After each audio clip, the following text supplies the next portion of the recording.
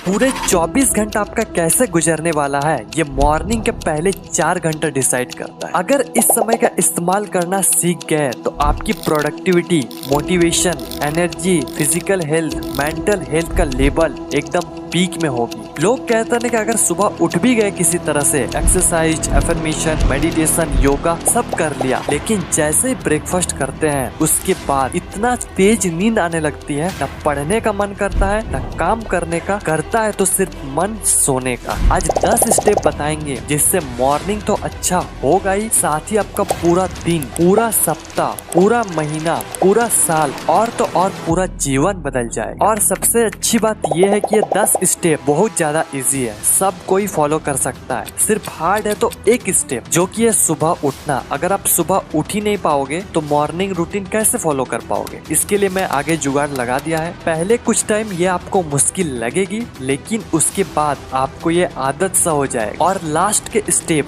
यानी कि स्टेप 9 और स्टेप 10 को फॉलो कर लिया तो जो कंसिस्टेंसी हम फॉलो नहीं कर पाते, कभी सुबह उठ जाते हैं, कभी नहीं उठते, कभी मन करता है, कभी नहीं मन करता है, ये पूरी तरह से खत्म हो जाएगी। आओ समझते हैं आसान भाषा में the perfect morning routine.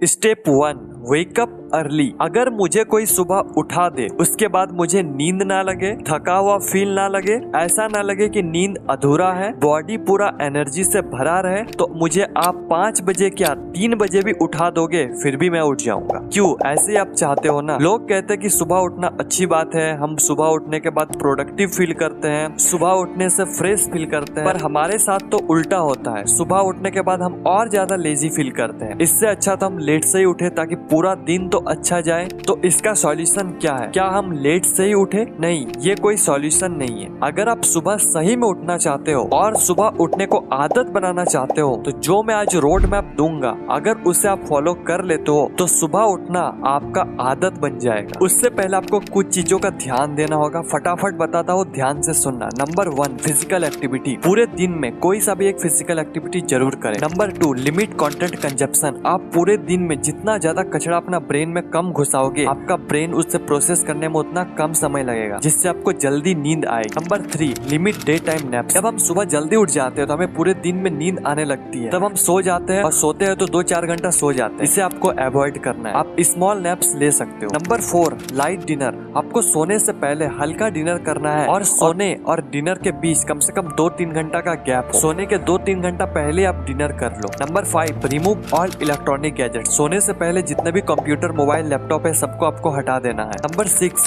Keep your room dark. सोने से पहले अपने रूम को जितना हो सके उतना डार्क करो। सारे लाइट्स को ऑफ कर दो, जिससे आपका मेलाटोनिन का लेवल बढ़ेगा और आपको नींद अच्छी आएगी। Number 7, follow your hobbies. सोने से पहले अपने हॉबीज को फॉलो करो जिसमें कोई भी मोबाइल, लैपटॉप ना हो। जैसे आप राइटिंग, जर्नलिंग अपने या फिर कोई भी स्किल को फॉलो कर सकते हो। Number 8, meditation. सोने से पहले मेडिटेशन करके सो, जिससे आपको नींद बहुत गहरी आने वाली है। Number 8, make your to do list. सोने से पहले नेक्स्ट मॉर्निंग के लिए टू डू लिस्ट बना के सोए। Number 9, take shower. सोने से पहले जब आप शावर लेते हो तो आपका नींद का क्वालिटी और ज्यादा बढ़िया हो जाता है, इसलिए सोने से पहले शावर ले सकते हो तो जरूर ले। Number 10, manage worries. सोने से पहले जितने भी झगड़ा है सब कुछ सुलटा के सोए, क्योंकि कुछ भी चीज ऐसा रहेगा जिससे आपको नींद खराब हो सकती है। ये सारे चीज करने के बाद आपको जो मैं रोड मैप दे रहा हूँ उसे आप फॉलो करना स्टार्ट करो। ये रूटीन आपको 30 डेज तक फॉलो करना होगा और इस 30 डेज को मैंने 4 फेजों में डिवाइड किया हूँ। Phase 1, day 1 to day 3, phase 2, day 4 to day 10, phase 3, day 11 to day 20, phase 4, day 21 to day 30। बात करते हैं पहले फेज की। इस फेज में आपको 3 दिन का समय मिलेगा। अब इसमें करना क्या है ये ध्यान से सुनो। डे 1, डे 2 और डे 3, इन तीनों दिनों में आपको सिर्फ और सिर्फ अपना बेड टाइम और वेकअप टाइम को फिक्स करना है। आप लेट से उठो या फिर जल्दी उठो, इससे कोई मतलब नहीं है। बस आप अपना स्लीप रूटीन को फिक्स करो। फॉर एन एग्जाम्पल, अगर आप रात के 12 बजे से लेकर 3-4 बजे तक जगते हो, नो प्रॉब्लम, बट इसके मिड में आपको एक टाइम को फिक्स करना है जिसमें आप अगले 3 दिन तक उसी टाइम पर सो जाओ। लेट्स से अगर आप 1 बजे टाइम फिक्स करते हो तो अगले 3 दिन आपको 1 बजे ही सो जाना है। अभी इस वीडियो को स्टॉप करके आप जो टाइम को फिक्स किए हो उस टाइम में आप अलार्म लगाओ। सेम ऐसे आपको मॉर्निंग में भी करना है। बस ध्यान ये रखना है कि आपको ज्यादा टाइम में गैप नहीं छोड़ना है, आपको टाइम में ज्यादा जंप नहीं करना है। अब बात करते हैं फेज नंबर 2 की।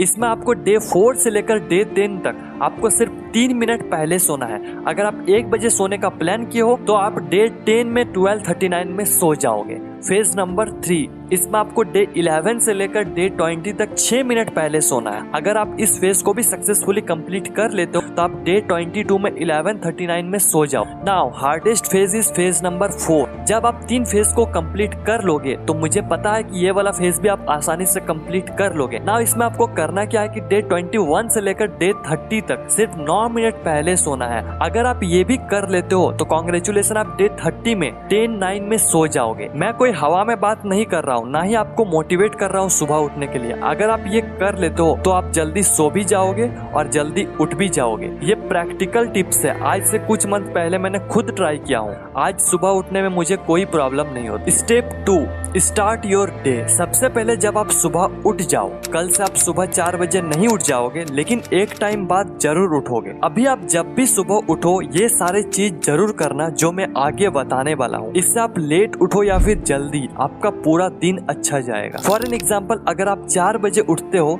तो सबसे पहले सुबह उठने के बाद अपने बेड में ही ईश्वर प्रार्थना करना है। उसके बाद 10 लंबी और गहरी सांस लेना है। इस समय आपको पूरे दिन के बारे में नहीं सोचना है, सिर्फ अपने सांसों में ध्यान लगाना है और नेगेटिव थिंकिंग नहीं करना है कि कल 11 बजे सोए थे लेकिन नींद 12 बजे आई और 4 बजे नींद खुल गया, सिर्फ 4 घंटे का नींद लिया हूँ। ये सब आपको नहीं सोचना है, बस सुबह उठने का आनंद लेना है और ये सारा चीज आपको बेड में ही करना है। अभी तो हम सिर्फ दिन का स्टार्ट किया है, इसके बाद 3 सबसे इम्पोर्टेंट चीज करना है जिससे आप हेल्थी फील करोगे, आपको मोटिवेशन मिलेगी और आप फ्रेश फील करोगे। Number 1, make your bed. इसके बारे में मैं बहुत सारे वीडियो में बात किया हूँ। ये सुनने में बहुत इजी लगता है और हाँ ये इजी है भी, लेकिन ये करने से हमें ये पता लगता है कि हम अपने लाइफ में कितना ज्यादा कंसिस्टेंट है। इसलिए आपको रोज बेड या फिर बिस्तर को जरूर बनाना है। Number 2, glass of water. जैसे आप अपना बेड बना लो उसके बाद आपको 1 गिलास पानी पीना है। इसके इतने बेनिफिट है कि गिनते गिनते आप थक जाओगे। फायदे दिखाना और फायदे करवाना दोनों अलग चीज है। आप ट्राई करो फिर आप खुद बताना कि इसका कितने फायदे हैं। ओके, तो आपको 1 गिलास पानी खाली पेट में जरूर पीना है जिससे आपके बॉडी के सारे टॉक्सिन्स निकल जाएंगे और साथ ही आपको भूख नहीं लगेगी, जिससे कि आप आगे के सारे चीज कर पाओ। Number 3, fresh. जैसे आप वो 2 चीज कर लेते हो उसके बाद आपको फ्रेश हो जाना है जिससे आप फ्रेश फील कर पाओ और साथ ही आपको नींद ना लगे। और मुझे नहीं लगता कि आपको नींद लगेगी अगर जैसे रोड मैप दिया उसे फॉलो किया तो। Step number 2, meditation. सेम इसमें भी आपको इसके फायदे के बारे में बताने का कोई जरूरत नहीं है। इसमें आपको ये बताना है कि मेडिटेशन करना कैसे है। ये शुरू करे तो वीडियो इसी में निकल जाएगा, इसलिए कुछ सिंपल टेक्निक्स बताता हूँ जिसे आप फॉलो कर पाओ। अभी सबसे पहले ये समझो कि मेडिटेशन यानी कि ध्यान, आपको किसी एक चीज में ध्यान करना है। अभी आप 0 थॉट स्टेट में नहीं पहुँच जाओगे, ना ही आपका माइंड पूरी तरह से ब्लैंक हो जाएगा। ऐसा करना पॉसिबल है पर अभी नहीं। सिंपल चीज बताता हूँ जिसे आप कर पाओ। टेक्निक नंबर 1, जब हम मेडिटेशन करने बैठते हैं तो हमारे ब्रेन में कई सारे थॉट आने लगती है। हम अपने सांसों में ध्यान देते हैं पर थोड़ी देर बाद हमारा ध्यान भटक जाता है। जैसे कि मुझे ये समझ नहीं आ रहा कि पहले एक्सरसाइज करें या फिर मेडिटेशन। गूगल करके देखते हैं, अचानक हमें याद आता है कि हम मेडिटेशन कर रहे हैं, फिर हम अपनी सांसों में ध्यान देने लगते हैं। ऐसे ही चलते रहता है। आप क्या करो कि आप बैठो, अपने अंदर के आवाज को बोलने दो, 10-20 सेकंड जो बोल रहा है उसे बोलने दो। फिर आपको अपने आप से ये वाले सेंटेंस बोलना है जो मैं बता रहा हूँ, ध्यान से सुनना। भाई आप कुछ बोल रहे हो तब से सुनाई दे रहा है, और एक बार बोलो मैं अच्छा से सुना नहीं। इस सेंटेंस को बोलकर अपने अंदर के आवाज को सुनना है। आपका ध्यान सुनने में चला जाएगा, फिर बोलेगा कौन। ये करो, इंस्टेंट रिजल्ट मिलेगा। आप अभी भी वीडियो को स्टॉप करके ट्राई कर सकते हो, फिर बताना काम किया या फिर नहीं। टेक्निक नंबर 2, आपको ये नहीं करना है कि आपको पूरा जोरों शोरों से सांस लेना है। 2-4 बार हम सांस लेने के बाद फिर हमारा ब्रेन इधर उधर भटकने लगता है, फिर हम वैसे ही करने लगते हैं। इसके जगह आप नॉर्मल सांस लो और उस पर ध्यान दो। सांस लेने में मत ध्यान दो, सांसों पर ध्यान दो। टेक्निक नंबर 3, जब आप मेडिटेशन करने बैठो तो कोई ऐसा जगह चुनो जहाँ पर शांति हो। आप अपने नेचर के साथ बैठ सकते हो। जब आप मेडिटेशन करने बैठ जाओ तो आपको आवाज सुनने का कोशिश करना है, जैसे चिड़ियों का चहकना और भी नेचर के जितने आवाजें ये सारी चीजों को सुनने में ध्यान दो, क्योंकि तब आपका ध्यान साउंड्स में रहेगी और तब आप मेडिटेट कर पाओ। तब आपका ध्यान साउंड्स में रहेगी और ये भी एक मेडिटेशन का टेक्निक है। मेडिटेशन के साथ ही आप एफर्मेशन, विजुअलाइजेशन या फिर मैनिफेस्टेशन भी कर सकते हो। Step number 4, exercise. इसके लिए आप जिम ज्वाइन कर सकते हो या फिर घर में ही कर सकते हो बिना कोई इक्विपमेंट के भी। अगर आप डेली 30 मिनट एक्सरसाइज कर लेते हो तो आपका टेस्टोस्टेरोन का लेवल कई गुना ज्यादा बढ़ जाती है, जिससे आप थका हुआ फील नहीं करते हो।